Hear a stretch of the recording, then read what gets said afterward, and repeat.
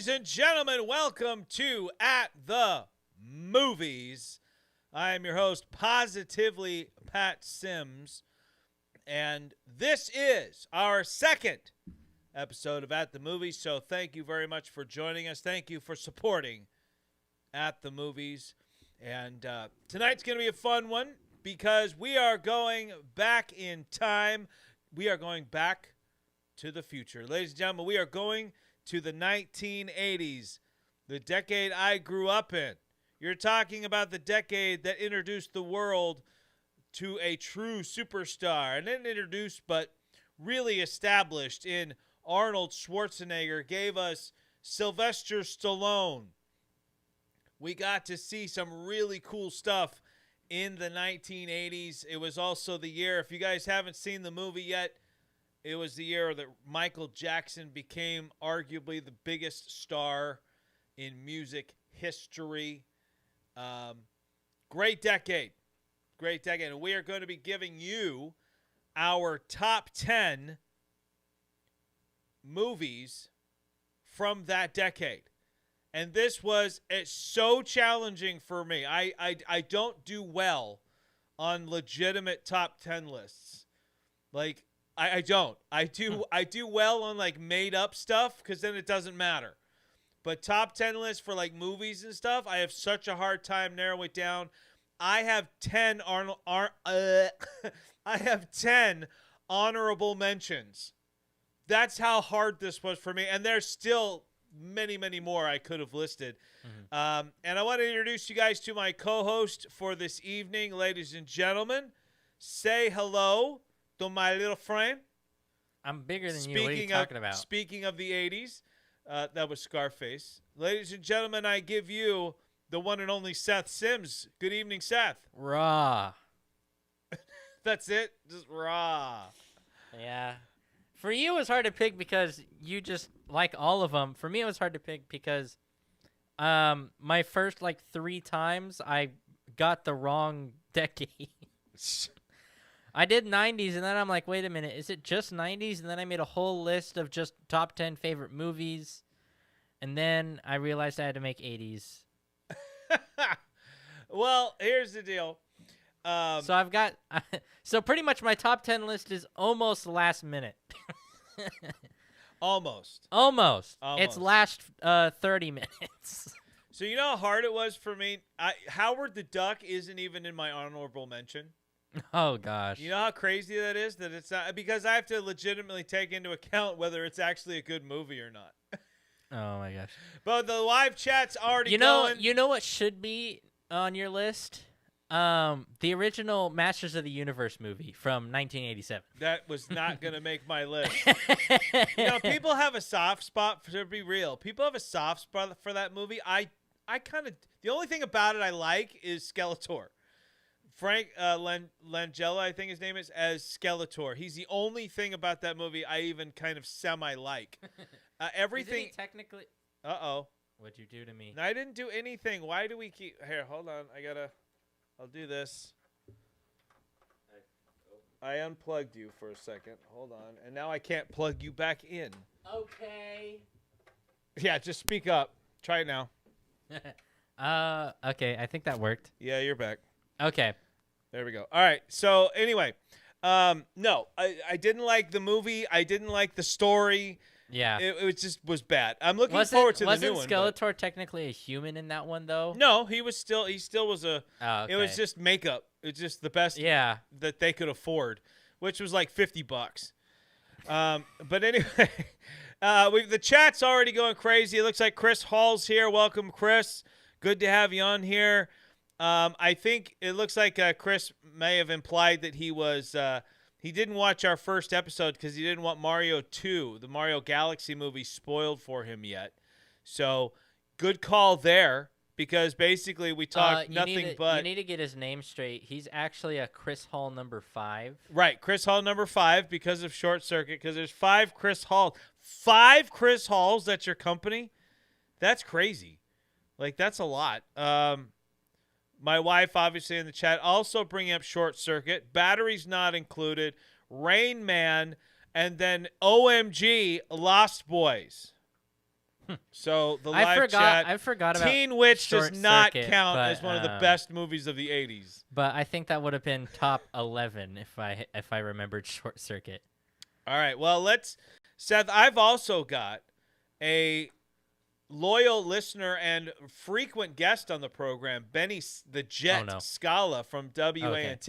I wasn't saying oh no to Benny. I was adjusting my setup over here, and I accidentally zoomed in 10 times into my face. Nice. And that's who what wouldn't like that's that? what I said oh no to. Yeah. No, who wouldn't be all in for that? So I've got Benny's top 10 as well. So as we go through our top 10, we will also be checking out Benny's. I don't have why Benny picked any of these, but I think they should be pretty self-explanatory. I believe I've probably seen all of them. I haven't looked at his list though. Yeah. So we'll find out. But I want to start. If this was an 80 movie, this would be my favorite. Lilo one and of my Stitch. favorites. Yeah. You have to show off your. I have to show off my new skills. There you go. I'm so good at it. All right. It was fun. I love doing this. All right. So I want to start off with honorable mentions before we get into our actual top 10. Yeah, we should probably do that. So these are the ones. These are the 10 movies that actually didn't make my. These are the bottom 10 of my top 20. How about we call it that? Seth, how many honorable mentions do you have? Honestly, I didn't really find any, but I'm still going through some just in case, so I'll let you know. Okay. So I'm going to start here. Number 10 of my honorable mentions, right? So here are my top 10 honorable mentions. Number 10, Labyrinth.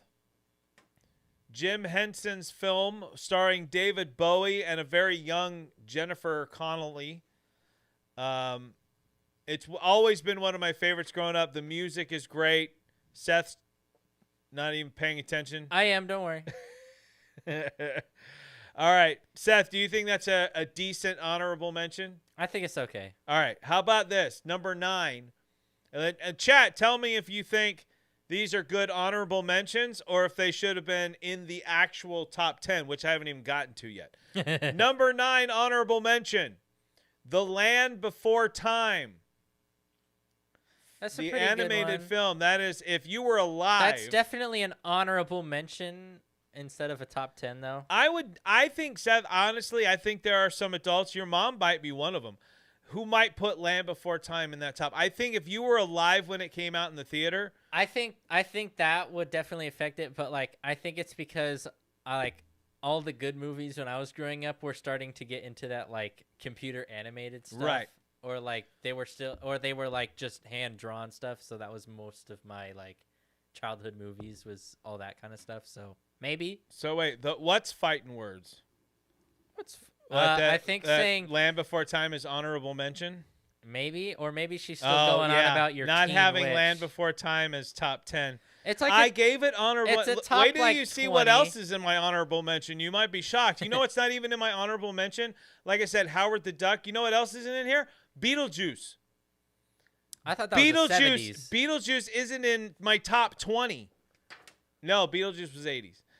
Neither is Pee-wee's Big Adventure. That's an 80s? I thought that was... That is 80s. All right. I'm thinking of the more recent one. That's why. Yeah. Number 8 of my honorable mention, Rocky 4. No joke. Because I love Rocky 4. It managed to get to that point. I love Rocky 4, the Russian one where he's out training in the wilderness and the Russians over there getting drugged up with the most high intense equipment. And then of course, is Mr. Mom on that list? No. Number 7 on my honorable mention, Rocky 3 with Mr. T, which is amazing, by the way. Rocky 3, one of my all-time favorite Rockies. All right, number 6 on my honorable mention, Star Trek 4, The Voyage Home, where the crew of the Starship Enterprise are flying a Klingon bird of prey, and they must go back in time to get humpback whales to bring them back to the future in order to save the world from a probe that was sent to find out why the whales stopped communicating. Because in the future, there are no humpback whales. They are extinct. Number 5 of my honorable mention, Star Trek II, The Wrath of Khan. Man, what a list. Often considered the greatest Star Trek movie ever made, The Wrath of Khan, and it is a honorable mention here. It is not in my top 10. I have always been more of a Star Wars guy than a Star Trek guy. Now, as I got older, I have learned to really love and appreciate Star Trek, but I'm still much more of a Star Wars guy than I am Star Trek. All right, getting back to my honorable mentions. Seth, some of these might shock you. You ready? Okay. I want you to tell me if you're surprised or not that these aren't in my top 10. Number 4, John Carpenter's The Thing. One of the greatest sci-fi horror movies ever made. Practical effects that might look a little cheesy to some people today, but I still prefer them over a lot of CGI slop that we get nowadays. Oh, crap. Fern Gully needs to be on my list. By the way, I wanted to try something. I went into my settings, and I turned off moderation on the live chat. Oh, okay. So, if you want to test that theory out, see if you put something in the live chat that would normally get you blocked and see if it goes through. I'll do it. Oh, I don't think you're allowed to do it, Yeah, I can't. young man. I can do it in like a month and a week. Okay. All right, number 3 of my honorable mentions. I have 2 honorable mentions, so I'll go next. Okay. So, Seth, tell me if you're shocked this is honorable mention and not top 10. Okay. Who framed Roger Rabbit? I'm not surprised. You're not. I'm like, okay, it was a good movie because of its concept, but it was way ahead of its time. I didn't exactly like it that much. So I loved it. I think that would be like a top 20 of my honorable mentions. And that's like 18 or 19 maybe. We're going to get to the Chris Hall's list here once we get past these honorable mentions. Seth, here we go. Surprised or no surprised? Number 2 honorable mention, then you'll go. Yeah. Spaceballs. That's a good one. You're surprised it's honorable? I'm surprised it's honorable. Yeah, I kind of was too, but when you hear my top 10, you're going to be like, I can see how it dropped out. Yeah. This one's my most surprising. It was between this and what ended up being number 10. I'm not as huge of a fan of number 10 as a lot of people are. I think that there's a sequel that's better, and I did put the sequel on higher up on the list, but it was between this and another one. So number 1 of my honorable mentions, Willow. That's a pretty good one. It hurts to put it in honorable mentions, but Willow, again, an all-time favorite there. You notice another one that's not in my list, E.T. the Extraterrestrial. I didn't really like E.T. I think E.T.'s good, I think if I grew up with it, I would have liked it more. And that's true. I think that if you'd have grown up with it like I did, you probably would. But it's not a fun movie to sit through. I like a lot of the things you'll notice about these. They're either scary or they're fun. Yeah. Right.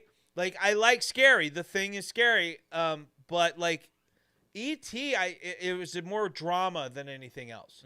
So it's hard to watch at times. All right. So go ahead and give me. Sorry, because I kept going. Yeah. Give me number 2 of your honorable mention. Superman 3. Oh my God. At least it was 3 and not 4. The quest for peace, but neither one of those deserve to be anywhere near. Yeah. But I mean, like, hey, to each their own. Have you seen it? Yeah. You've seen that one with Richard Pryor? Yeah. Where you could actually. So, Seth, fun fact here: for Superman 3, you can actually tell that the original idea for the villain for 3 was Brainiac. That's what it feels like. But it ends up being this supercomputer for budget and everything else. Yeah. And so Brainiac's done away with. But yeah, okay. What's number 1 on your honorable mention? Well, 1.5. Iron Man 3. Okay, stop it. Just stop. Okay, but number 1 on the honorable mentions, Little Shop of Horrors. That's a boy after my own heart. I have a soft spot for that. Yeah. A lot of people don't like it. And it's the one that I like, the director ending, the alternate ending. Yes. That one. Where the plant wins. Yeah. Absolutely, 100%. Because I remember the first time we watched it was the original one, but then you got like a better version of it, and all of a sudden it was this whole different ending, and we're like, what? I don't remember this. Yeah. It was great. And the standouts in that one for me will always be Steve Martin and Bill Murray, where you have the dentist, and Bill Murray is the sadist that just loves torture. Yeah. Let's see. Okay. So LS of H is Little Shop of Horrors. All right. So let's go through here. Did anybody try to put anything in the chat that might be blocked? I don't. Should I try finally? No one's trying. Sure. Go ahead and try. Okay. There's too many, and no. Well, it shows it went through on my end. Oh my gosh! Can you retract that, please? I didn't think you were gonna go that far. Well, I tried. I'm trying. Get rid of it. I'm trying. Oh my Remove. I got it. I think it's not going. It says message retract. There we go. Okay. Wow. Sorry about that. For those of you not reading the live chat, I had to. Or on WANT, Seth dropped an F-bomb in the live chat. For testing, for scientific purposes. For scientific purposes. All right, so here we go. Chris Hall's list. Let's do Chris Hall's list, then we'll move on. In no particular order, I'm guessing. Okay. Return of the Jedi. Okay. Temple of Doom. Mm-hmm. Okay, well, that has to be no particular order. You can't put Temple of Doom ahead of Return of the Jedi. Terminator. Princess Bride. Dead Poet Society. Good Morning Vietnam. Ooh. Top Gun. Short Circuit. A Christmas Story. And rounding it out, Weekend at Bernie's. This must not be in the order. I mean, unless that should be number 1. Unless he has some crazy taste, then I don't think that's in order. Yeah, that is. Wait, Chris Hall's list is way better than yours so far. Positively, Pat Sims. I've been giving my honorable mention. I think it's because all the good ones are in the honorable mention. My top 10 list has yet to be said. You'd have no idea. Yeah. All right. So it says, I have about 20 comments, so if you don't see all mine, then you know. Well, I'm not going to go through and count I can them. see all your comments. I'm pretty sure there's 22 at least. There are 3 of my name, first, middle, and last name, in one of my high school classes. We had to be called Kim, Kimmy, and Kimberly to different. Oh, okay. Well, that was a waste of reading. There's like 30 comments in one spot, and 4 of them are Chris Hall. The rest are Mom. Right. That's what we want in a live chat is your mom just littering in the live chat. Well, no, I do. You said your mom. Yes. It is not in order. You pretty much knocked out the best ones in your honorable mentions, so I don't have high hopes for your top 10. Thank you. Thank you very much.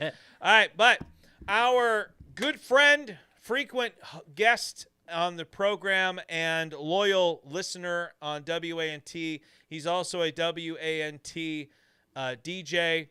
And on WANT Radio, which you can listen to at wantradio.com or on Live 365. So Benny the Jet Scala has given me his top 10. Seth, you ready for this? I want you to tell me what you think. Give me a thumbs up or a thumbs down on these top 10. Number 10, E.T. the Extraterrestrial. I'm gonna go down, but that's my. We got a thumbs down for the top 10. Iffy for top 10. But you mean for the not as a movie, but for the top 10. Yeah, for the top 10. Number 9, The Blues Brothers. Oh, that's beautiful. We got a thumbs up there. Number 8, Ghostbusters. That's good. All right.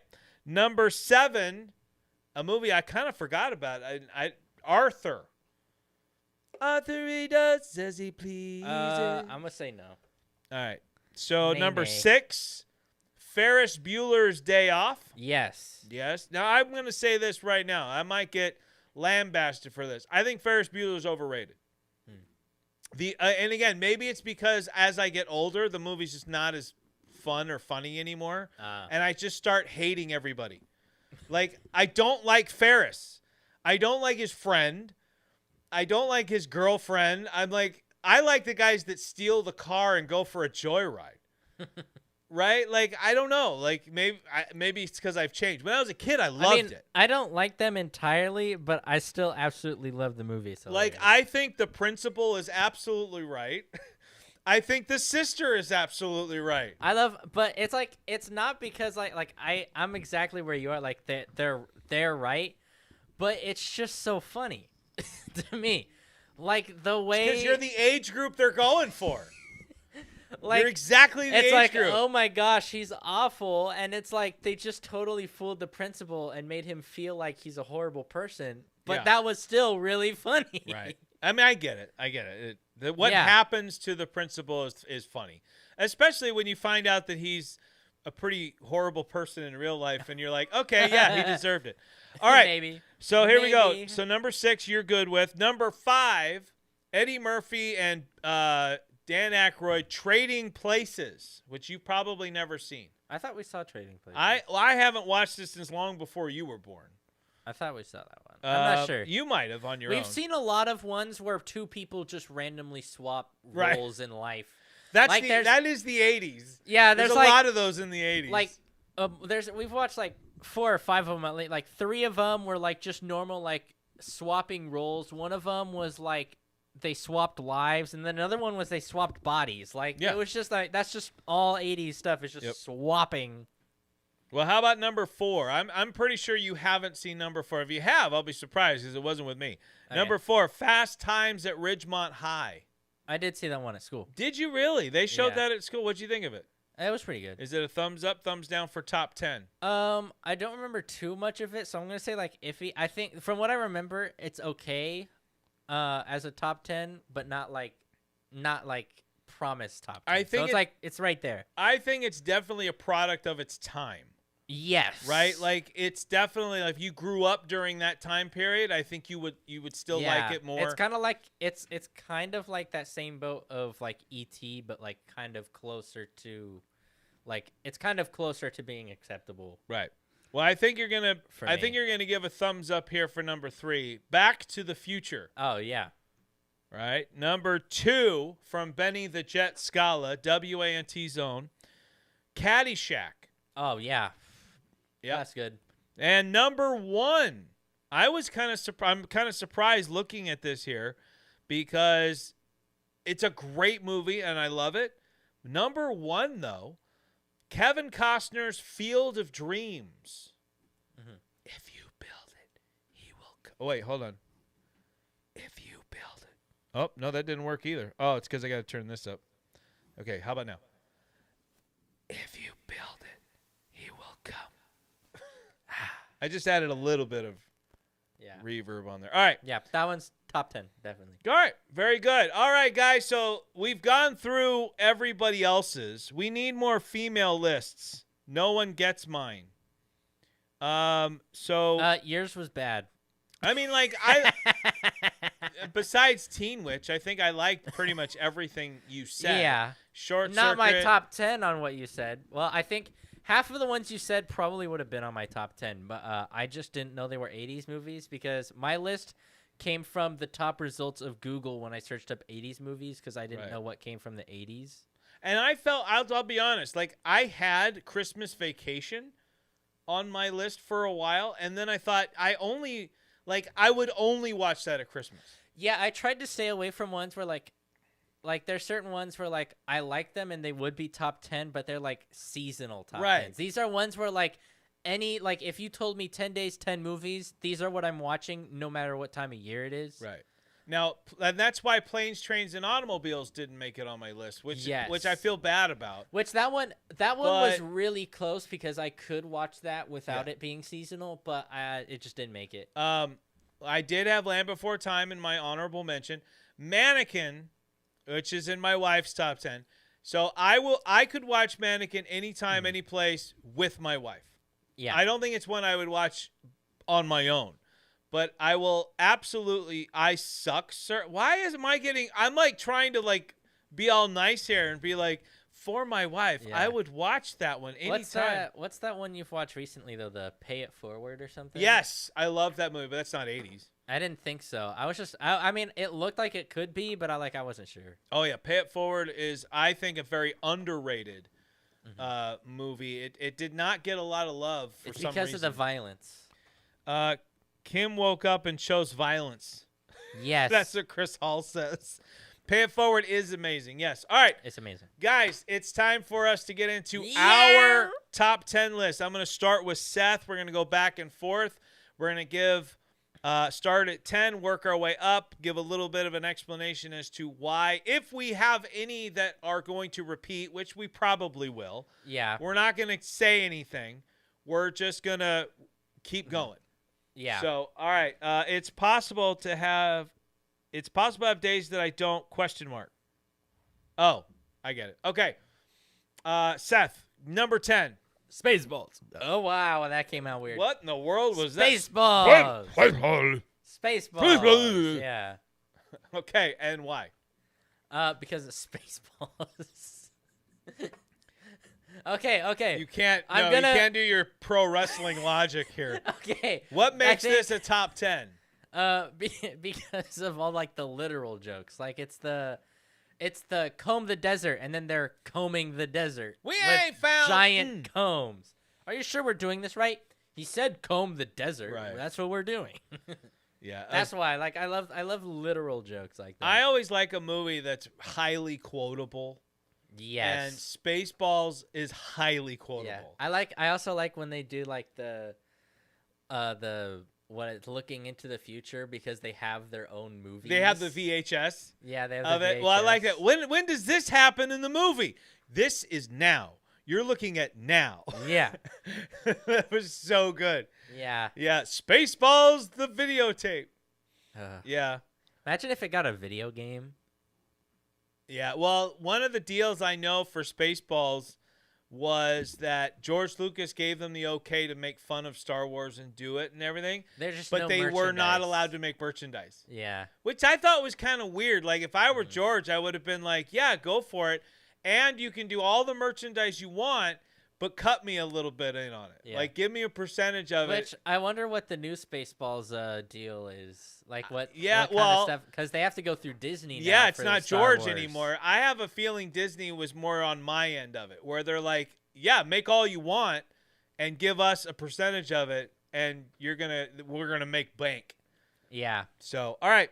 So my number 10, which fought it out with Willow to make it to number 10. And Okay. don't shoot me, I'm not. but I Yet. don't think it's as good as other entries into it.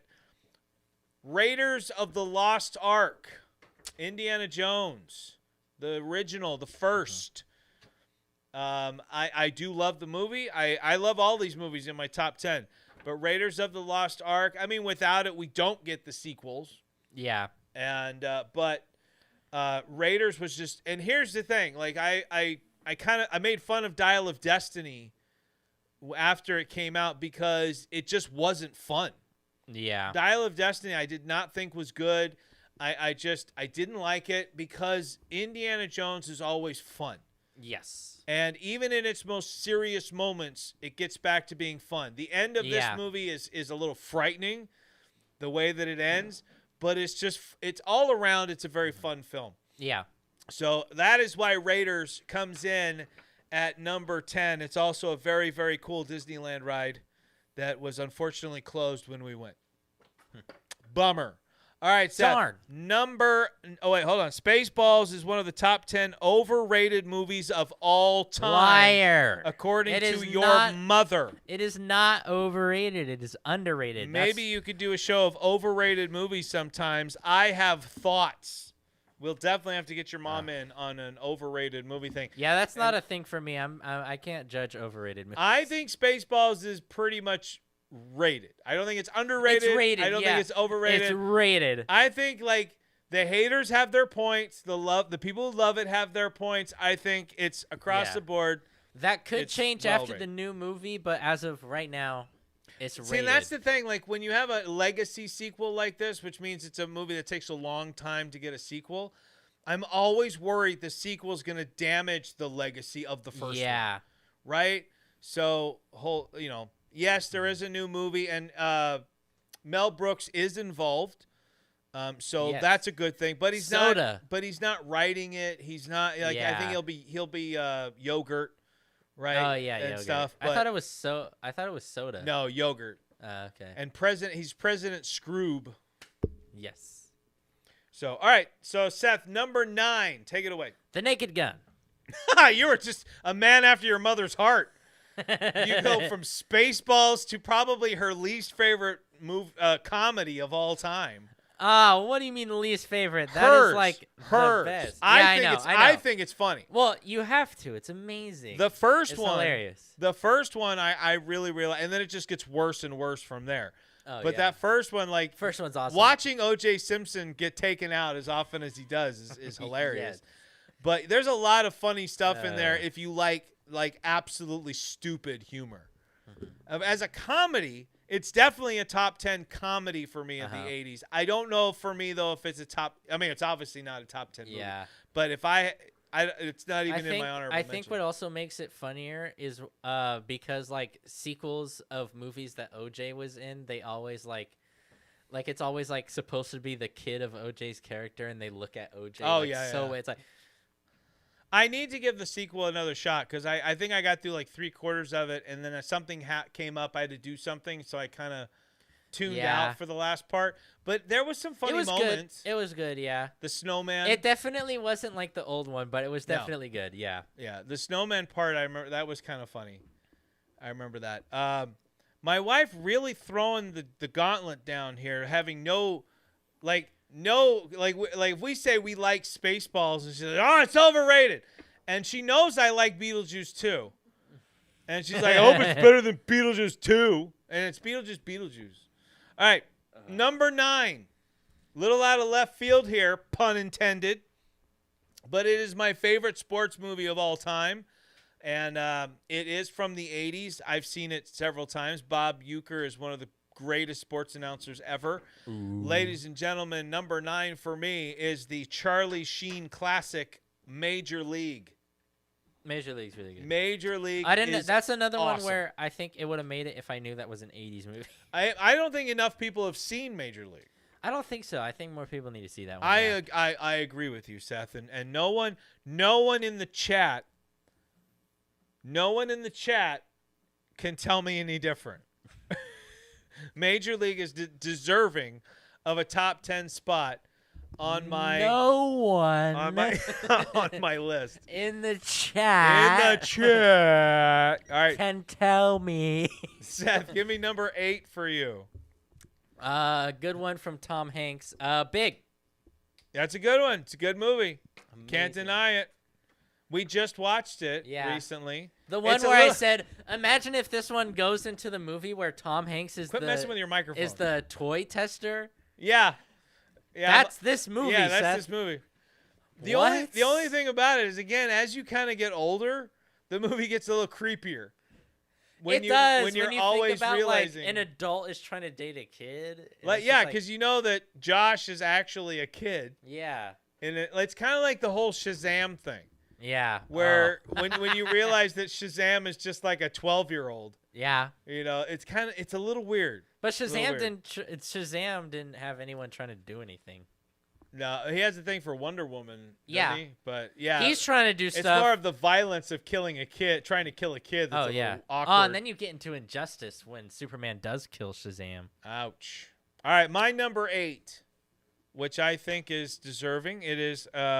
It was also number 8 for Benny the Jet Scala, and that is Ghostbusters.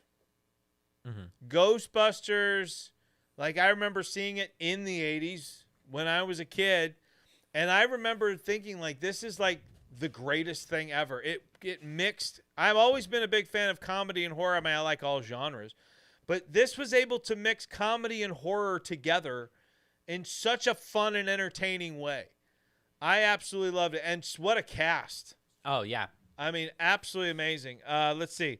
Sorry, I'm very passionate about my hate on certain movies and things, just as how passionate I am about things I love.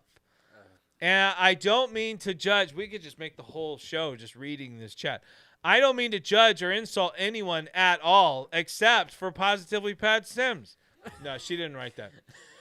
Did you hear the gasp Yeah. when you said that? I just have that feelings. was crazy. Yeah, it's too bad. Except for Positively Pat. I just have feelings that I sometimes forget to So relay in a loud. in a consideration way. Sorry. Are you good? Y'all are entitled to your opinions, and it doesn't change my view or love of you at all. Yeah, it does. We all know Yeah, it does. yeah. Well, it changes our view of you. Just kidding. It's a one-way JK. street. It's a one-way street over here. JK. All right, Seth. You're number 7. Surprise, surprise. For you, Ghostbusters. So why is your Ghostbusters higher up on the list than mine? Because I didn't find the other 80s movies that I knew were 80s. Good. So- Well said. This Well one said. probably would have been closer to 10 or 11 if I had found the other movies that I have now know are 80s movies. What is your favorite moment from Ghostbusters? I think it's kind of like it has to be Slimer. Slimer's amazing. I don't know why, The but courtroom's pretty good too. well, that's 2. That's Oh yeah, Ghostbusters 2. My 2. bad. My favorite moment, Well, again, still. as I've gotten older, my favorite moment is right at the beginning of the movie. Bill Murray is doing his tests, and Oh, the girl yeah. is getting them wrong all the time, and he's like, yes. And then the guy will actually get it right, and he's like, this just isn't your lucky day. Well, I didn't know you're going to be giving me electric shocks. Oh, And that's it was awesome. so funny. I just absolutely love that. But yeah, Ghostbusters 2, also underrated. Almost made my honorable mention. Yes. The Peter Venkman's World of the Psychic. Mhm. Right. That was I love That that. was funny. That's pretty good. Ghostbusters 2 to me has aged very well. Yes. Right. All right. My number 7. I'm wearing my Arnold shirt here. Do it. Do it now. Get in the rocket ship. Ah. All right. My number 7. Predator. Ooh. Love the original Predator When movie. I had made my list without the specific decade, the new Predator Badlands was on it, but Well, where did that That's- come from? that's the not- original that's Predator. not an 80s. What I love about the original Predator is the restraint that it has. Yeah. It's essentially a war movie for like 90% of the movie. You know what I love about the original? Peter Cullen. Because Peter Cullen's that makes the sound. Yeah. Is that Peter Cullen? I thought it was a different guy. Yeah, Peter Cullen. Peter Cullen. Okay. It's one of his rare not human sounds. Frank Welker's the one who usually ends up doing like weird sounds. And Predator is one of those movies that like people today would bash it because it is a movie for guys who like movies. They used to have a thing, movies for guys who like movies. Predator is one of those, Yeah. right? Like if you're a dude, you're a guy, Who likes you're a movies. guy's guy, and you like if you have that toxic masculinity and you go masculinity, you're gonna like this movie. I mean, it is full of testosterone, Yeah. right? I mean, just if Jesse Ventura at his most Jesse Ventura-ness. Yes. There's a scene where they're literally just firing 1,000,000 bullets into the jungle for almost no reason. Like they don't. Almost no reason. Well, but they think the thing's out there somewhere, but they're just firing, and it's literally just a bunch of guys Shooting guns. looking all jacked and muscular, firing guns. At nothing. That's all it's about. A tree branch cracks. Yeah, 50 bullets gone. pretty much. All right, Seth, let's keep moving here. Number 6, my friend. The Karate Kid. Ooh, that was tough for me to leave off. I don't have it. Ooh. But here's the deal. I actually like Karate Kid 2 better. That's good. That's good. I'm different. I'm different. I know. Yeah. But Karate Kid, great movie. Mr. Miyagi, man. Oh. that talk about a performance that you cannot duplicate it. Yeah. Nobody is going to be. I mean, they tried. Jackie Chan tried to step in and be Mr. Miyagi for a remake of the Karate Kid. It did not work. You cannot. But the newer do that. one where he's just a different dude. Right. That one was works. pretty good. Yeah, because now you have Ralph Macchio basically continuing on from the Cobra Kai show as himself, Daniel LaRusso teaching, passing on. That works. Yeah. That works fine. And I like the way that Cobra Kai continued the story. I think Cobra Kai is a great series. I don't know if you've seen any of it. I saw a little bit of it. Like, I would love to sit down with you guys. I'd rewatch it and sit down with both of you guys. I saw the second season with you, but not the first one. There's like 4 or 5. It's a great show. Yeah. Well, and the last one. I saw. Well, not the entirety of that, but like the last 3 or 4 episodes. Right. I think. All right. Number 6. Robocop. That's good. Robocop, baby. I remember going to see this. So here's a vivid memory I have. I don't remember exactly how old I was, but obviously I'm less than 10 years old because this is the 80s. Yeah. And my father and my stepmom, myself, and my little baby half-brother all went to go see Robocop, which I'm sure my stepmother is thinking is going to be some fun movie about this mechanical cop, and he's going to save the day, and it's going to be so much fun to watch. Not knowing it's a Paul Verhoeven film. And there's no way this was the first time that she's misjudged a movie like this, though, because you have like a ton of stories about her misjudging movies. I'm sure, but like, I'm surprised she trusted her own instincts on half the movies at this point. So let's just say she walked out very early on in the film and my dad and I didn't move a muscle. Like, I wanted to keep watching the movie because I loved it. My dad was just like, yeah, whatever. If you know my dad, that doesn't surprise anyone. He was just like, go. We're going to sit here and watch the movie. Yeah, they're a good movie. And the scene, Ed 209 makes his appearance, and the guy points a gun at him. He's like, put the gun down or I will, whatever. So the guy puts the gun down, and Ed doesn't shut off. He's like, you have 30 seconds to comply. And the guy's like, oh, crap. He starts running around the room.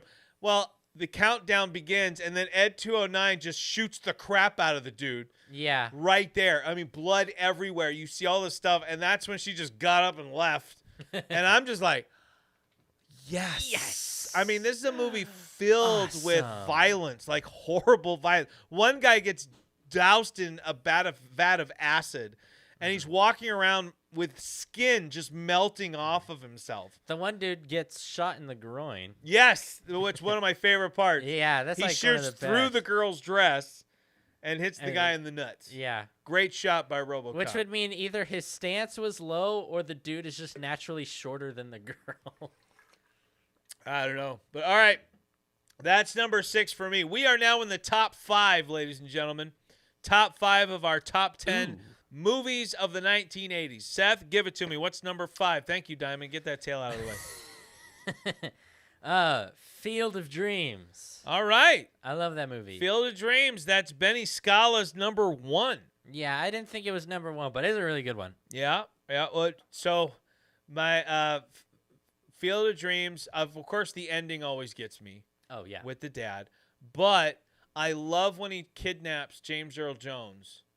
Yes. And he's like, this is a gun. He's like, it's your finger. It's the way he says it's your finger that cracks me up every time. Yeah. But then when he's like kicking him out and he's shooing him away, peace, love, dope. Slams the door. James Earl Jones steals that movie for me. And his baseball speech, chef's kiss, so good. All right, number 5. Might be a little low for some of y'all.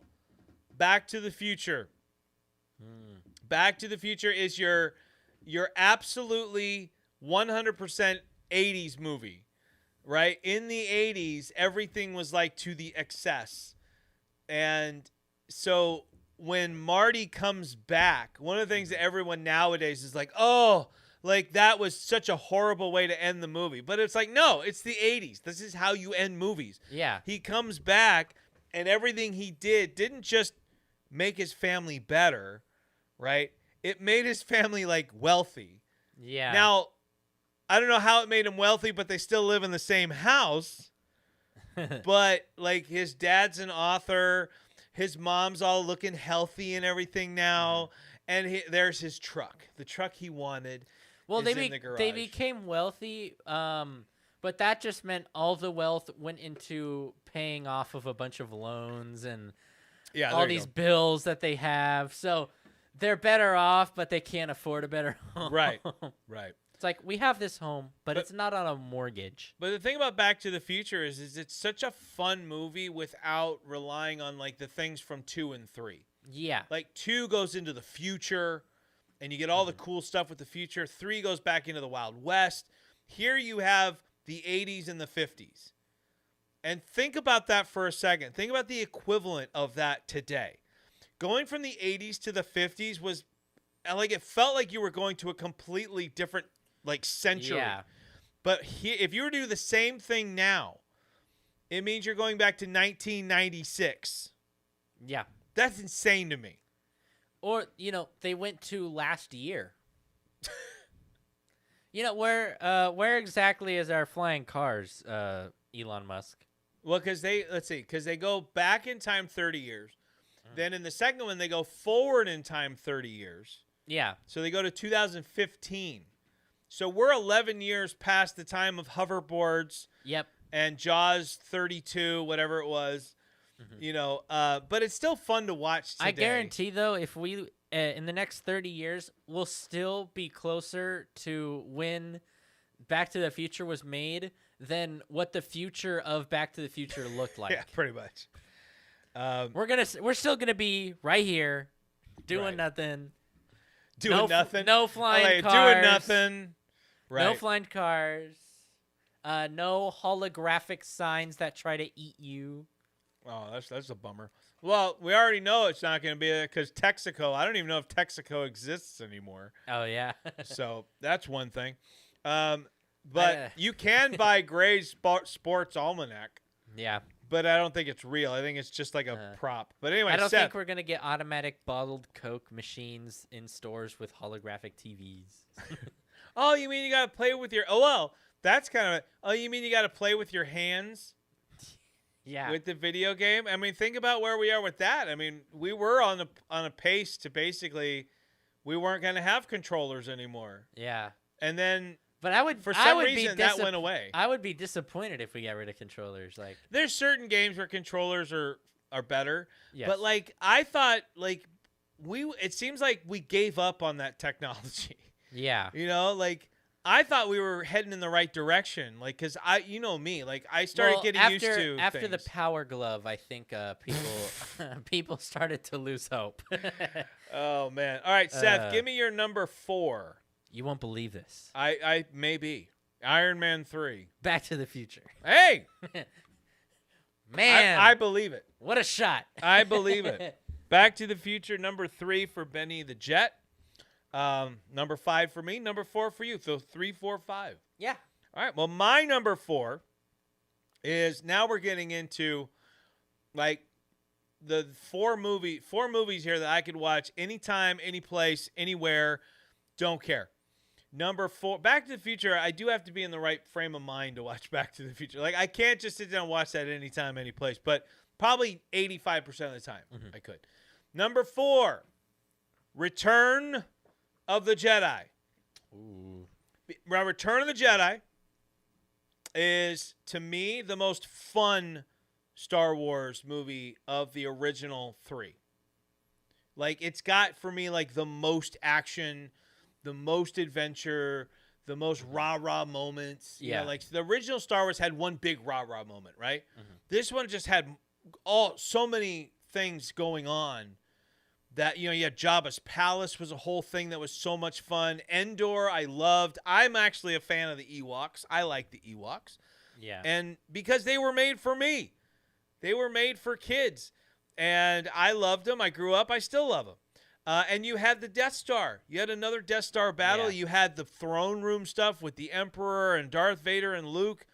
Just great stuff. Great stuff. All right, Seth, your number 3. Bill and Ted's Excellent Adventure. Great movie. I love that one. Great movie. Not in my top 20. Another time. I'm noticing that somehow it's kind of like almost in an order. Like first we started out, the lower top 10s was comedy movies. Right. And then we quickly went into a couple other like things. Now you're in time travel. Yeah, now we're in time travel. So, what's our next Well, subject? what is it about Bill and Ted that gives it a top 10 vibe? The mix of times and all the people they have. I will say I love the people from the past when they're having ice cream and the bowling alley. At the mall. Oh, that's awesome. You got the mall, you got the water That park has to with be the Napoleon.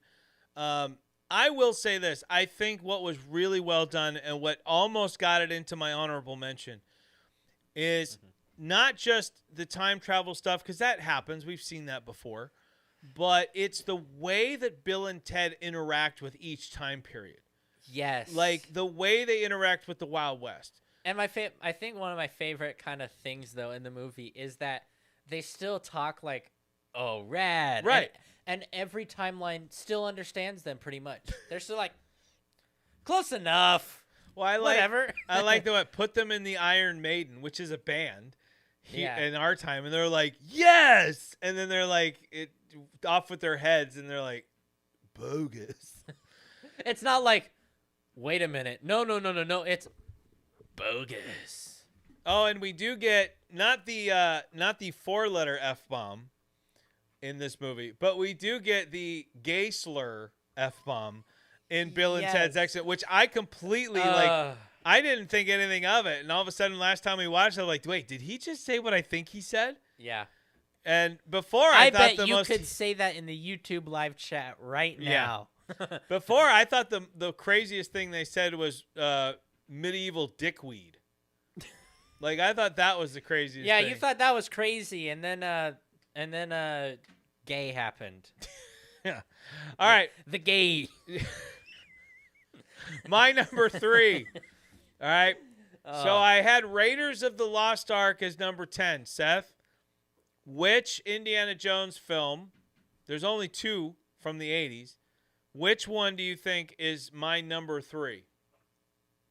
I don't know which other one was the 80s. I only know Raiders There's of 2. the Lost Ark. So there was the Temple of Doom, Uh-huh. and there was Indiana Jones and the Last Crusade. Last Crusade. Yes, that's correct. Yeah. You include Harrison Ford, who is like a James Bond style knockoff in a sense, and then you have his father, Sean Connery, the original James Bond. Yeah. It was. I mean, the chemistry between those two was awesome. The story there was awesome. Yes. And it was it was fun. Even Temple of Doom, for all the dark stuff that went on, was still fun to watch. Mm-hmm. Again, so that's my big thing. But Indiana Jones and the Last Crusade has just a perfect mix of action, comedy, drama. It had everything. Yeah. I absolutely loved it. So that's why it is my number 3. We are into the top 2, ladies and gentlemen. Ooh. Seth, what do you got for me? What's number 2? So earlier you picked Return of the Jedi. I did. I picked Empire Strikes Back. Did you now? Yeah. So before you tell me why, my number 2 is The Empire Strikes Back. All right, so nice. Let us discuss why it is number 2. Why is it number 2 for you? Well, I'm a man of helmets and armor, so Boba Fett already put that up there. So that's absolutely amazing. Cloud City's pretty good. Carbonite Han Solo, and pretty much all of that crazy stuff. And of course, you have the Hamilton Beach ice cream machine. So you know on Cloud City how there's a guy running with a random machine in the background? Mm-hmm. That's a Hamilton Beach ice cream maker. Oh, nice.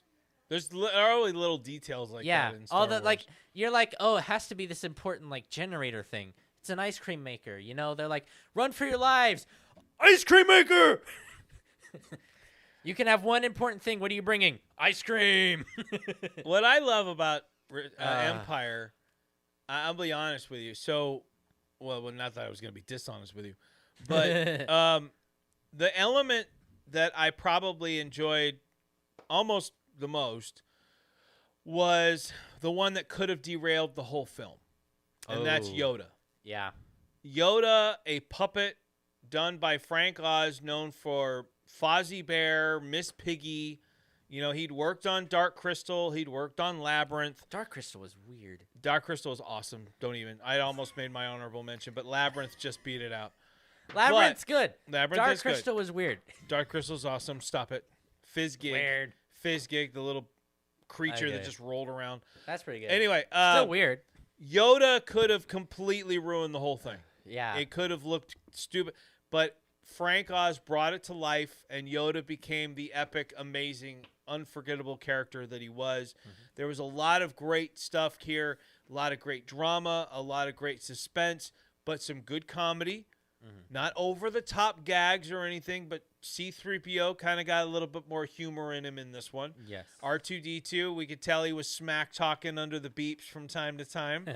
And then, of course, you have the dramatic ending, the shock, the twist that completely threw the whole world for a loop when, if you haven't seen it, cover your ears, kids, but Darth Vader admits to being Luke Skywalker's father. I mean, that is a moment that will live on forever. Yeah. You know the weird thing, though? I still don't know how they actually did the R2-D2 sounds for the movie, but there's these birds that just naturally make the R2-D2 sounds. Well, from what I understand, R2, very similar to BB-8, is like real sounds. And it could be a mixture of birds but people, like baby sounds and but people there's making baby there's sounds. this bird that just perfectly is the R2-D2 sounds. I wouldn't doubt hilarious. it. Yeah. Yeah, the thing that George always wanted, that Ben Burt provided for the original trilogy, was he wanted a very organic soundtrack for everything. Everything had to sound like it was real. And, for example, like if someone punches someone in Indiana Jones, it has a specific sound. Yeah. And it's essentially like a watermelon getting You also have that crunched. amazing scream that was used The in Wilhelm like every scream. move, Yeah, in which every I movie. miss. Like that was a movies still get it every now and then, but it's not like every movie gets it now. Well, which I'm glad about. Well, it yeah, wasn't but, like- always that way. Like it was like very few would, but you could always be like, "Oh, there it is." But it's like the major films. Like Yeah. it used to be like every major film got it, and it was like it wasn't overwhelming, but like it was still pretty good. But now we only get like maybe one, Yeah. like See, every few years. I always hoped that it would always be a staple of every Star Wars movie. Yeah. Because it was like I looked for it, I listened for it. It was kind of like, and you Yeah. try to figure out where it was.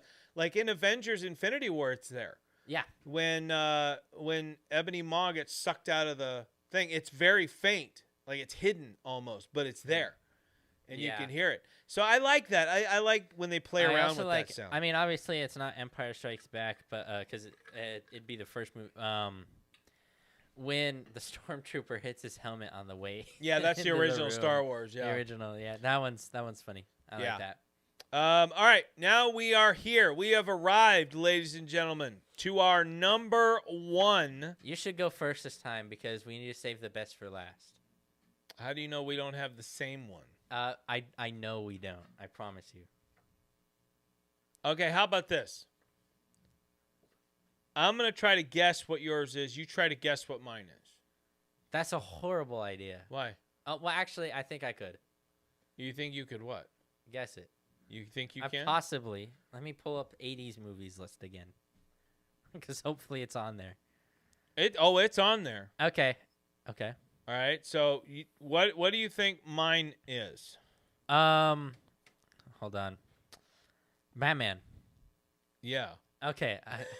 I just wanted to The make sure. 1989 Batman. I pulled up the rest of the 80s movies just in case like somehow that wasn't up there. I was like, there's low chance, but maybe. Now remember, guys, this is not a factual show. Okay. This is an opinion show. Yeah. That is my number one film of Yeah. the 1980s, Batman. That film pretty much like changed my life. Yeah. But I mean, Michael Keaton, Jack Nicholson, Kim Basinger. I mean, that movie, and Lando Calrissian is in it. Yeah. Billy D. Williams, Yar. the guy that should have been Gar. Two-Face because he was Harvey Dent. Yeah. But Batman, I think is The Superman. I mean, I'm biased, but I think that it is absolutely deserving of not just a top 10 spot, but the number 1 spot. That movie was another one. Could have been dead on arrival because of the history of Batman. Batman's also the owner of McDonald's. What? Because the Founders movie, Michael Keaton is the guy who franchises McDonald's. But anyway, the history of Batman could have derailed that film before it even got going. Like Tim Burton really rescued Batman from obscurity because it was known as it was just a gag show with Adam West, which I'm not a fan of.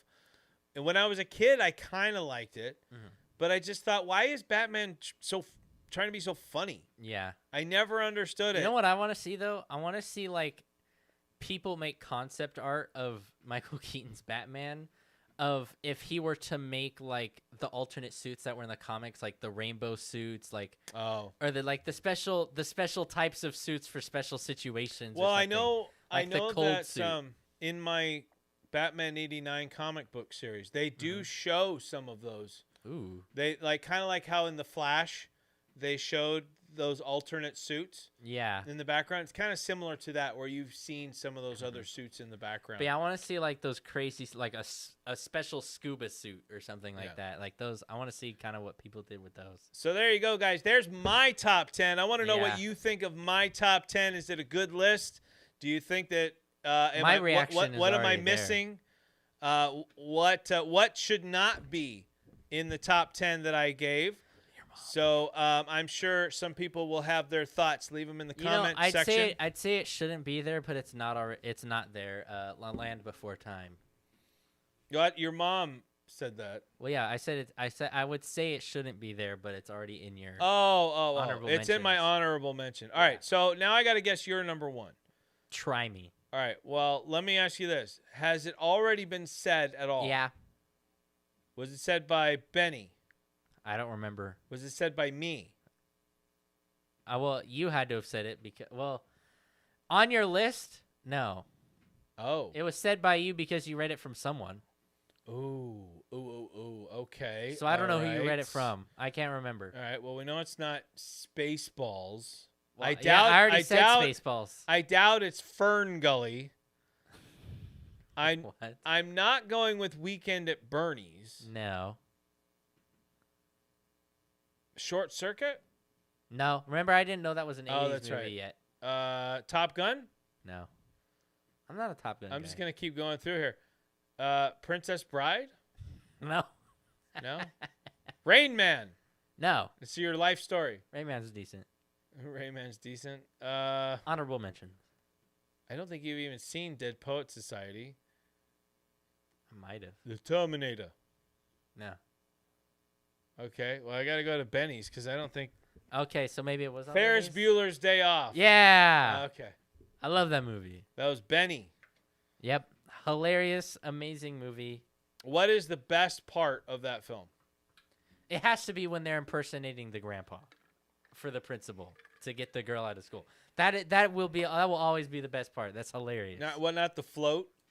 No. Where he's doing funny. Twist and Shout? Yeah. The float's pretty funny. And I like how the whole time everybody's worried they're getting like donations for him to get surgery, and it's just like, this is so dumb. I'll never forget. He said he was sick and didn't make it like a whole thing. Well, he said one time that he needs it as a transplant, but like he told that to the person that was like clearly, oh, you're joking around. But apparently they decided, let's just go with that anyways and spread that around all over the world. So here's how much I liked it as a kid, right? Not so much as an adult anymore, but as a kid, I mean, I still think it's entertaining. Yeah. As a kid, I don't think I'll ever forget this. When the sister answers the door and it's like a nurse, but it's not really. It's one of those telegram things, but it's a girl in a nurse outfit.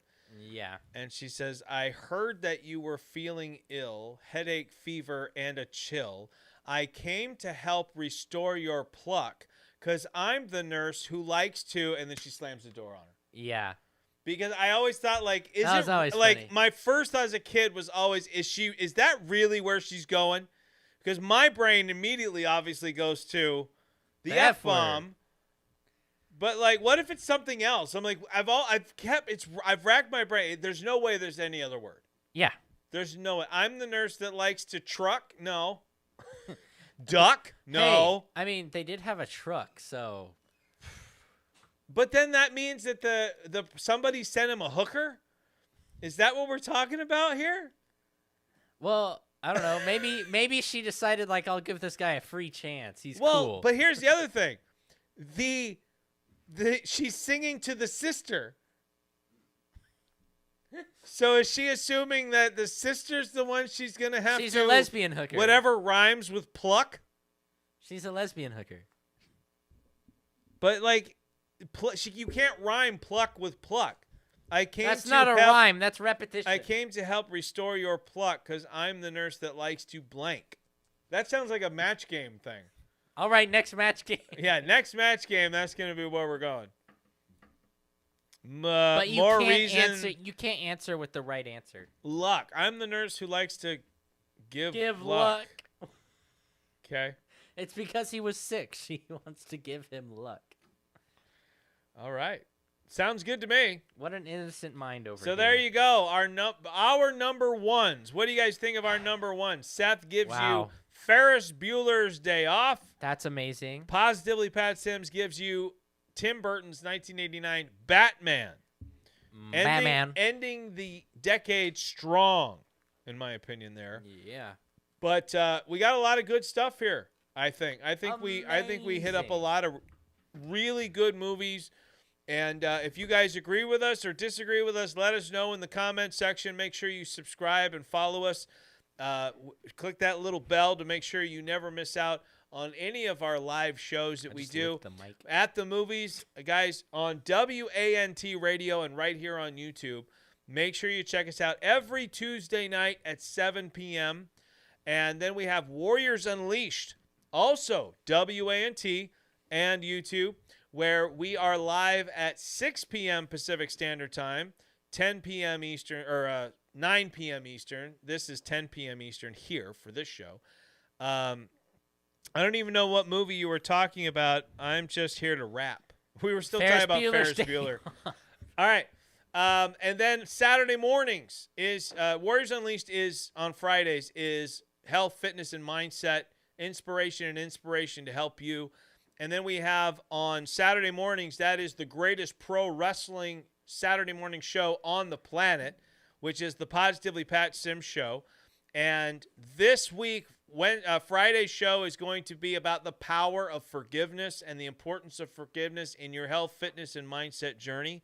On Saturday morning for the Positively Pat Sims Show, we are going to be spotlighting Diamond Dallas Page, the pro wrestling career of DDP from his time in the AWA and WCW, first as a manager and commentator, and then very late in his career making that switch to becoming a pro wrestler and going on to become a 3-time WCW World Heavyweight Champion and a 2017 WWE Hall of Famer. And, of course, I'm sure we'll get into a little bit of his post-wrestling career with, of course, as you can see from this belt behind me, DDPY, which I do myself and am a positively unstoppable DDPY champion. So, guys, don't miss out on any of our programming. Otherwise, Seth, anything you want to share with our Sims Nation? Beautiful. All right, guys, don't forget, head on over to Amazon right now and get your copy of Vengeance, my very first book, available now, a thrilling story of faith, revenge, and redemption, only on Amazon for Kindle, paperback, and hardcover. Get your copies today, and head on over to every major music streaming platform, including Apple Music, Spotify, Amazon, YouTube, Pandora, you name it, it's there. And very soon on our very own WANT Radio. And that is Catching Stars by me Positively Pat Sims, my very first all original music album. I'm so proud of it, and I am very happy to be sharing it with the world. So get on over there, save it to your playlists, and listen to all the great music that we have to offer. All right, guys, that's going to do it for us here at the Movies. I want to thank my co-host, Seth Sims, and I want to close this out the way we always do. Ladies and gentlemen, thank you for joining us for At the Movies. Take it easy. And if it's easy, that's right, take it twice. So long, everybody. We'll see you next time right here on WANT, where if you want it, we got it, and on our Positively Pat Sims YouTube page. So long, everybody. Make it a great one. The lights are dim, but the room still hums with the echoes of laughter and the moments we spun. Every honest word is like a stone in a stream. It rippled, it lingered, it shaped our dream. And if you ever wonder where I'll be, look to the screen, I'll be there, you'll see. Goodbye to the faces that stayed in the glow. Goodbye to the voices I always know. This isn't an end, just a bend in the road. Goodbye for now, my friends, my show.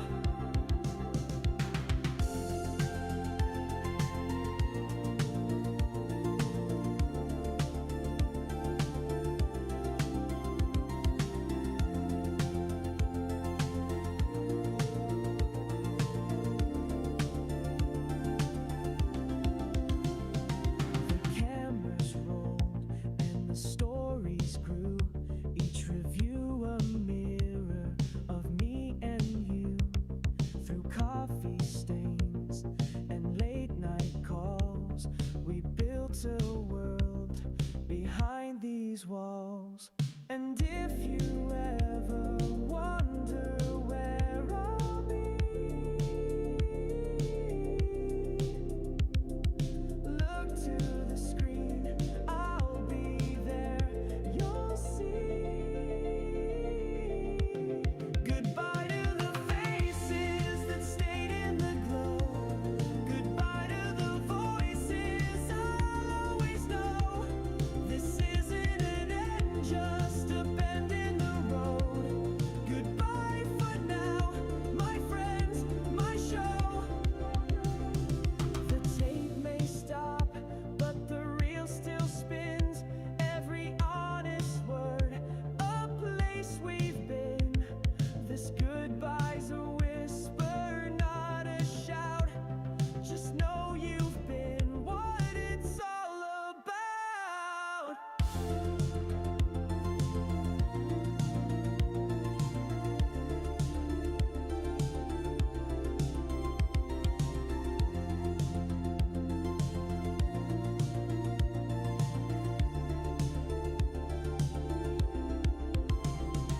And if you ever wonder where I'll be,